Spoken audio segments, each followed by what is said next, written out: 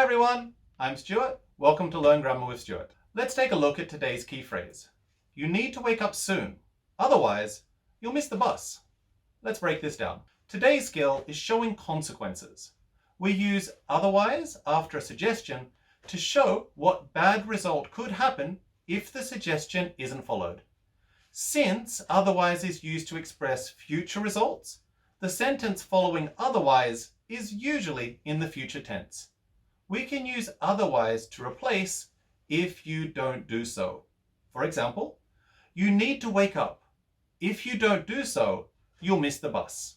This becomes, you need to wake up. Otherwise, you'll miss the bus. We can also use otherwise after orders. For example, hurry up. Otherwise, you'll be late. Here is the Japanese. Please pause if you'd like to read. Okay, let's have a look at the structure. When we use otherwise, we always need two sentences. The first sentence shows the advice, then the second sentence shows the possible consequence. Both of these are full sentences. The first sentence is always advice, so you need to wake up soon.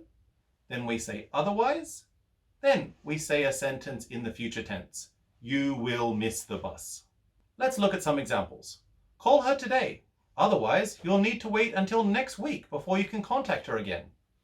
You should go to bed now. Otherwise, you'll be tired tomorrow. Don't drink any more coffee today. Otherwise, you won't be able to sleep. You should leave now. Otherwise, you'll be late. I think you should study more. Otherwise, you might fail the test. I recommend hiring an interpreter for the meeting. Otherwise, people might have trouble understanding. Okay, thank you very much for watching today's lesson. If you would like to practice the grammar, please leave an example in the comments below. Bye.